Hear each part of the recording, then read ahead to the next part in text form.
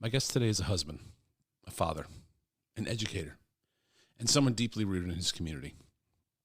He's so deeply rooted in his community that he's actually running for the school board. He wants to be a difference maker. As an educator, he is passionate about what happens in his local school district. My guest today is Jon Parker-Jones. Welcome to the Unscripted podcast. My name's Corby LaCroix, and the song you're hearing right now is called Great and Mighty One, available on Spotify, iTunes, or wherever you get your music. But for now, recording from the Unscripted studio at the Junction in Old Hilliard, here's your host and my friend, Aaron Conrad. All right, everybody, welcome to Unscripted from my studios at the Junction. And this is episode 2, live, in person. Episode 2, where thanks to the technology of Zoom, we've now had to re-record. And so anyway, Corby, thank you for the introduction on the audio. As always, let me go ahead and let my guest introduce himself, and we'll go from there. Sure. I'm Jon Parker-Jones. I am a resident in Hilliard, lived here a long time, and I'm currently a candidate for Hilliard City School Board. And you sound way better this time. Nobody else listening probably understands why that's funny for you and I. But yeah, so anyway, we're re-recording, and you're running for school board, which is why I had you in. So let's take it back to the very beginning. Talk to me about why did you decide to run for school board, and then we'll go from there. Sure. I've been involved in the community as a volunteer in a variety of organizations or ways, and I'm a teacher this is my 29th year, so I've dedicated my professional life to education. It's incredibly important to me outside of my work. I have 2 sons who both graduated from Hilliard schools, and my wife teaches in Hilliard. It just feels like, or has always felt, that I have a unique perspective that could benefit the school district. Yeah. And I strongly believe in volunteering and doing for others, giving of yourself in ways that benefit other people. So it's a natural fit. And what I found so interesting the very first time we recorded was you talked about the fact that you're not just talking, you go to all the board meetings. Yeah. As an observer. Right. And so can you talk about that a little bit? Because I know that's, again, you've learned a lot in that process. And I think that was that something that prompted you to say, okay, I think I want to be a part of that? I started attending, it did, it contributed. I started attending board meetings January of 2019, just because I wanted to understand better what's going on in our schools. That's an incredible way to accomplish that, by watching the work of the board. And in March that year, I started asking some people some questions about what board members do, and gained a much better understanding of what it is. And I think a lot of people don't know what board members do. They really only have 4 main roles. They hire and supervise the superintendent and the treasurer.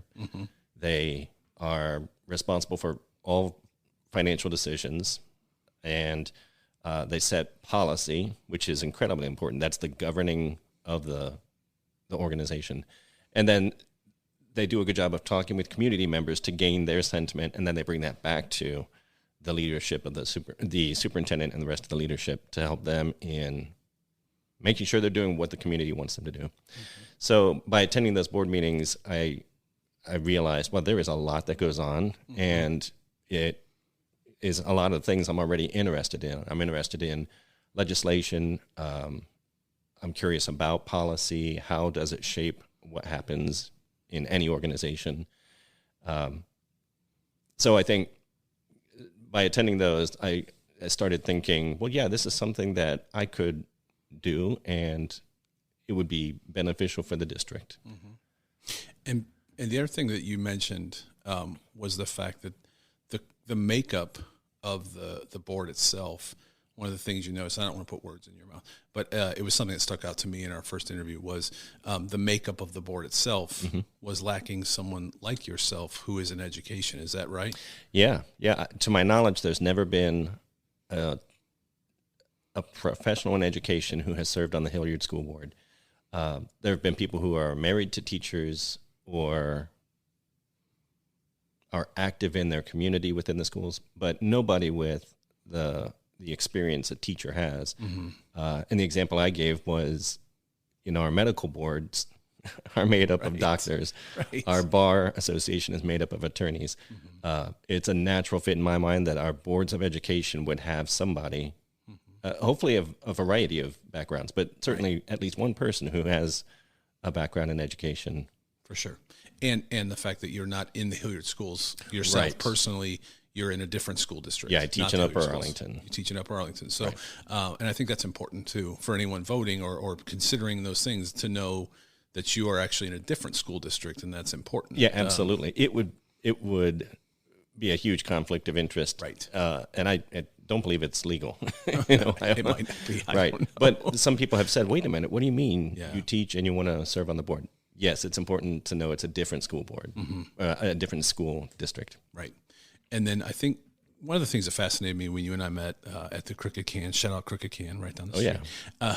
But when we met the first time, you were telling me the process of getting even into the mix of being able to be voted for, and I just destroyed an entire. You're not an English teacher, are you? No. Okay, because you just gave me an F.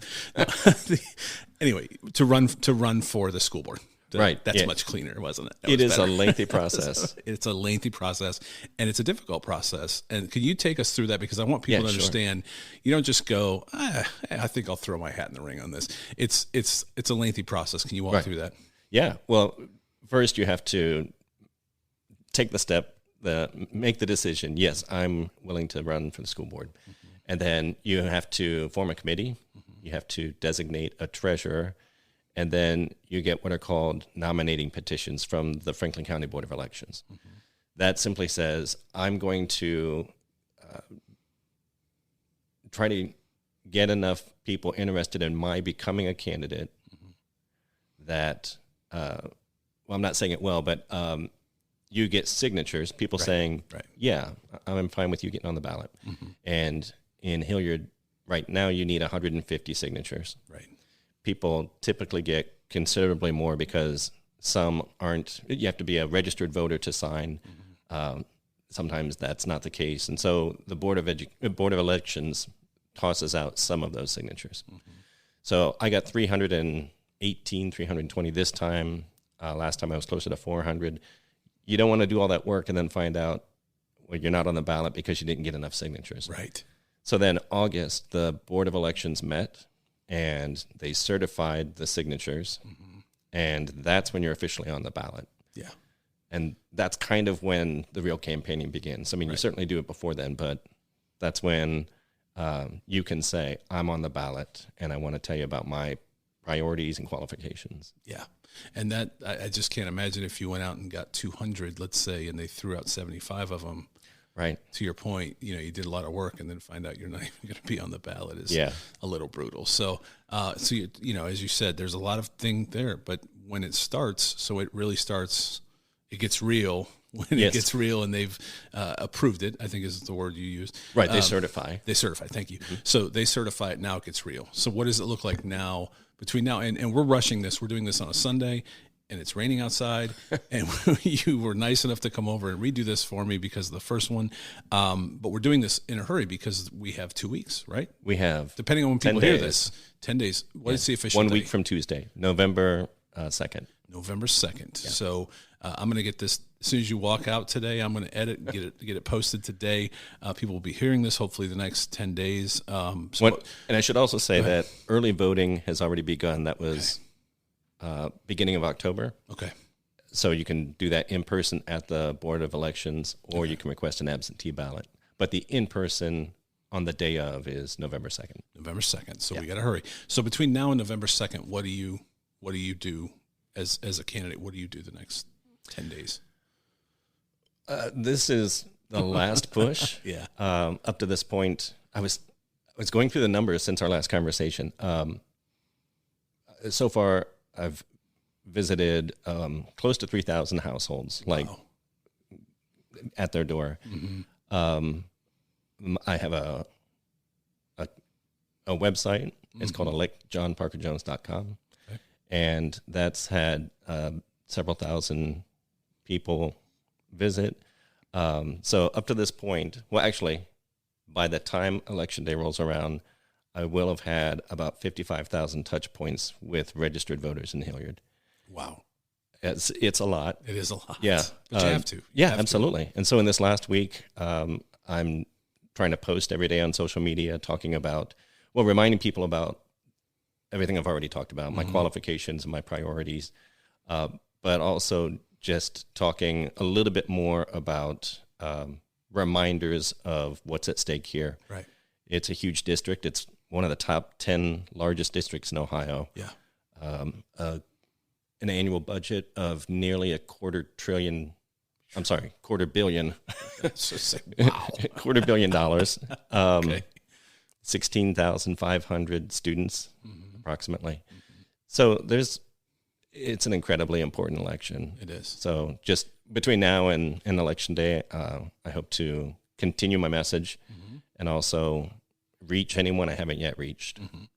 And so for those that may listen to this, or for those that, I'm sure you and I are going to be sharing this on our platforms in various ways, run through, because I know when you and I met the first time, you took me through your points, your key points that you were running on. Can you take us through those as well for anyone that maybe hasn't heard of you, or for sure. can you just take us through that as well? Well, let me start with my qualifications. There you go. I mentioned I'm a teacher in Upper Arlington. This is my 29th year. Okay.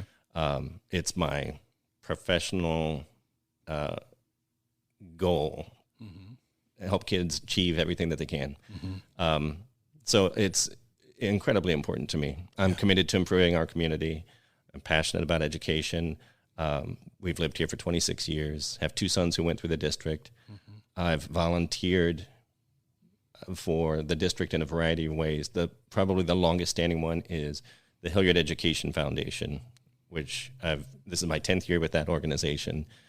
They provide scholarships and grants to students and their classroom teachers.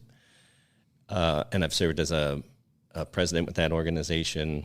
I've volunteered with levy committees, volunteered with PTOs, with the marching band at our high school, Bradley. I feel like, and attending every board meeting for the past 3 years. Right. There's a lot of engagement, experience, and commitment in what I've done. Yeah.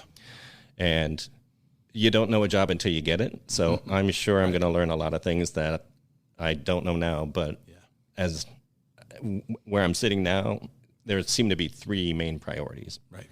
One is sustainable funding. People wonder, why do boards of education always come back every so often for additional monies? And, just like everybody, we all want to get a cost of living raise. Well, that adds up. The car that we buy today, brand new, is more expensive than the exact same model 1 year ago. So prices go up. That's what happens within school districts as well, just like businesses and everything else. And right now, that funding mostly comes from residential property owners. And I'd like to see more commercial growth come into the Hilliard Schools footprint, which actually goes beyond the city of Hilliard. Right. So that there's a better balance about who's paying for education. And a great example of that is Dublin. Citizens of Dublin and Hilliard each pay about the same in taxes. Right. But Dublin spends about $1,000 more per student because of the commercial revenue in that community that we don't have here in Hilliard. Right. So I'd like funding to be more sustainable, hopefully by having more commercial growth come into the community. Okay. Another is growth. About 45% of the land in Hilliard schools is undeveloped. Wow. So we're halfway to what our city could potentially be. We started with 1 high school. We're at 3 now. We're going to continue to grow. And we have to think about what that looks like. How do we prepare for it? Yeah. And that's incredibly important. Zoning is the responsibility of city council, not a school board. But school boards can influence some of those decisions. And I've had done a lot of work to make very positive relationships with members of city council. I'm on the steering committee of the Hilliard by Design Comprehensive Plan update. It's a long one. I have to pause and think about it. And that group of citizens is going to help make recommendations to the city about future growth guidelines. Okay. So as a school board member, that's the angle I'm performing that work in. Okay. How will this growth affect the schools? And then student achievement. Hilliard is one of the top performing districts in Ohio, but there's always room for improvement. Right. I'd like to get into the position so that I can understand better why things are the way they are, what the district does really well, what areas there needs to be improvement, and then help with guiding the district through some solutions that would raise those touch points. And I think the most amazing thing you said to me, once again, on our last interview was win, lose, or draw. When would the next board meeting, when would the first board meeting be for the new? The next board will be sworn in January. In January. Yeah. And I think what you said was win, lose, or draw, you're going to be at the next board meeting. I'll be at the next board meeting. Yeah. Either way. Absolutely. Which I think says a lot about who you are, your beliefs in, again, not just being about it, or not just talking about, but being about it. Right. And I appreciated that when you said that on the last interview was, I'll be there either way. Yeah, right. And hopefully you'll be there as a board member, but right. If not, you're going to be there and continue to do what the community should do and educate yourself and, support, listen, absolutely do what people do at board meetings for sure. Yeah. My commitment and engagement does not depend on the outcome of this election. Yeah. My ability to assist will change, but I'll still be at board meetings. I'll still volunteer. I'm not going anywhere. There you go. Well, you said that a lot better than I did. That's why I should have let you say it in the first place. All right, and we're going to rush because I want to get this posted. What are the ways they can help besides voting? We've we've talked about that. That's the number one way. Absolutely. Most important way you can help is vote. Yes. If you've heard this episode and want to share it on you mentioned social. So what you tell me, what are the best ways for people to help you between now and November 2nd? Between now and November 2nd, learn about the candidates and decide what's important to you as a voter and which candidates are going to help accomplish what you believe the district needs. I hope that my message resonates with people, and if it does, they can go to my website to learn more. They can donate. They can request a yard sign. I still have volunteer opportunities if anyone's willing to do that. You can visit my Facebook, which is elect Jon Parker-Jones, and keep up on what I'm doing. I also have a Twitter, Jon, Jon. I should mention my first name is without an H. That's right. No Jon for the number yeah. for HCSD. Jon for HCSD. HCSD. So Twitter, Facebook, and then the website one more time. The website, elect Jon Parker-Jones. There's no hyphen, and again, my first name is spelled Jon. No H. No H. No H. All right. Well, this has been great. I wanted to rush through. I'm thankful you took your time on a Sunday. We were texting this morning. Yeah. And actually, it got me out of the rain. I was canvassing neighborhoods, so this gave me a chance to come in from the rain. There you go. Well, I might put you back out in the rain in a minute, but thank you for coming back in, and thank you for being willing to do this today on a Sunday, like I said, and hopefully we can get this turned around and out to the masses soon. Absolutely. Well, thanks for having me. I appreciate it. And again, encourage everybody, go vote November 2nd or sooner by absentee ballot or in person at the Franklin County Board of Elections. And I think you mentioned this, just one more follow-up. You said there's 4 seats available? 3 seats. 3 seats. Three seats available. And how many candidates? There are 8 candidates. 8 candidates, 3 seats available. So please do your homework. Hopefully this episode has been helpful for one of those candidates. Do your homework and get out there November 2nd. Does that sound good? That sounds great. All right. Thank you so much. Best of luck to you. And we know where we're going to find you in the first board meeting in January. November 8th. I'll be at the next board meeting. I don't know where that seat's going to be. It's going to be in 1 or 2 places, but we know we will see you there. So thank you so much and best of luck to you. Thank you. All right. Talk soon. Thanks for joining us for another episode of the Unscripted podcast with your host, Aaron Conrad, from his studio at the Junction in Old Hilliard. Make sure to like, share, follow, and review on your favorite podcast platforms. Also, make sure to check out my song Great and Mighty One on Spotify, iTunes, or wherever you find your music. We'll see you next time on Unscripted with Aaron Conrad.